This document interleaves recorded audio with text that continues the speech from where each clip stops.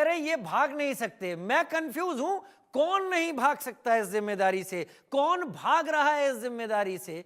इन सांसों को कर्ज बनाने की आखिर किसके ऊपर जिम्मेदारी है? या फिर हम सब समीकरण सेट करने में लड़ रहे हैं? कुछ दिन में हम लोग एक दूसरे के सामने खड़े होंगे, दूसरे को बता रहे होंगे इसने इतना काम नहीं किया, इतना काम नहीं किया, लेकिन तब तक शायद पेशेंट बढ़ चुके होंगे, शायद कुछ उनमें से इस दुनिया में भी ना हो, और क्या पता वजह उनकी प्रदूषण ही रही हो। मेरे साथ इस वक्त पवन शर्मा भी आम आदमी पार्टी से प्रवक्ता के तौर पर जुड़ गए हैं।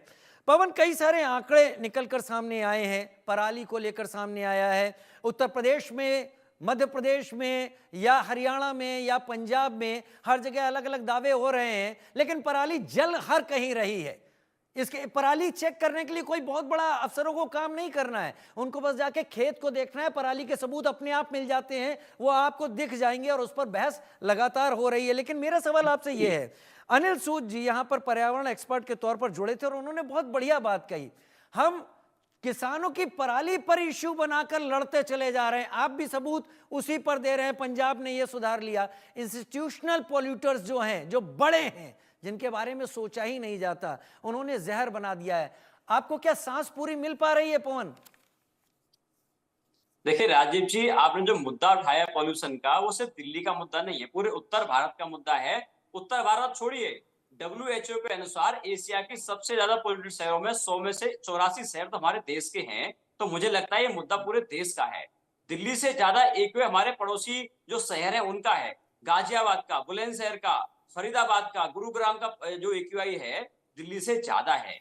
देखिए, मैं मानता हूं कि बहुत सारे अलग अलग मेजर्स हैं जो कि पॉल्यूशन को बढ़ाने में अपना अपना योगदान देते हैं। बहुत सारे अलग अलग पॉइंट्स हैं, इसमें पराली भी है और बाकी सारे पॉइंट्स भी हैं। जब पराली का जब आंकड़े आपने रखे अपने चैनल पे, जब हमारी सरकार बनने से पहले पंजाब में पराली की समस्या थी, हमने 2 साल में पंजाब के अंदर 77% पराली की समस्या पे काबू पाया, समस्याएं कम हुई। और उसी समय पे हरियाणा के अंदर ये सीपीसीबी के आंकड़े बताते हैं, केंद्र सरकार के आंकड़े बताते हैं कि 50% पराली की समस्याएं हरियाणा के अंदर बढ़ जाती हैं, और यूपी के अंदर 70% पराली की समस्याएं बढ़ जाती हैं। मध्य प्रदेश के अंदर 10,000 केस आते हैं, पराली की समस्याएं बढ़ जाती हैं। तो दिल्ली की सरकार जब कंट्रोल, मैं ये जानना चाहता हूं कि बाकी सरकार कंट्रोल कर सकती है, क्योंकि पॉल्यूशन का जो मुद्दा है किसी एक राज्य सरकार का नहीं है, सबका है। सबको साथ मिलकर काम करने की जरूरत है, सारी सरकारें काम करें।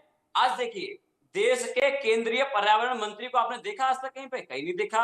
हम उनसे लगातार पूछते हैं, देखिए हम सार्थक बातें करते हैं, आप बीजेपी के प्रवक्ता हमको ये बताएं कि भाई दिल्ली से ज्यादा पॉल्यूशन तो इनके शहरों में है, तो कोई एक काम बीजेपी ने अपने राज्यों में, अपने शहरों में पॉल्यूशन कंट्रोल अच्छा करने के पवन, लिए एक कर मिनट, लिया पवन हो, मैं पवन में हमने एक देखा मिनट कि के लिए नहीं आपको किया हो। रोक रहा हूं। एक काम बता दें हमें। आप जवाब जारी रखिएगा, अभी आपका समय है, मैंने वहीं रोक दिया, अभी 1 मिनट करीब आपको और बोलना है। लेकिन आपने अभी ये कहा कि सबसे ज्यादा तो बाकी जगह पर है, हरियाणा में 1036 मामले हैं। मेरी प्रियंका जी से बात हुई थी, आपकी ही वरिष्ठ प्रवक्ता हैं, 1036 मामले हरियाणा से आए हैं पराली के, 1906 मामले आए हैं राजस्थान से, यूपी से 2375, पंजाब से 7626 और मध्य प्रदेश से 8917 जैसा कई एक रिपोर्ट में आया है। लेकिन अगर पंजाब से 7500 मामले अब भी आ रहे हैं तो यह तारीफ की बात नहीं है, ये तारीफ की बात कतई नहीं है। देखिए राजीव जी, आपको ये देखना पड़ेगा कि 2021 के अंदर पंजाब में 71,000 मामले थे, 71,000, और अगर आज 7,000 पे हम लेके आ गए, इतना हमने डाउनफॉल कर दिया, तो हमारी सरकार ने पंजाब के लोगों के साथ मिलकर किया।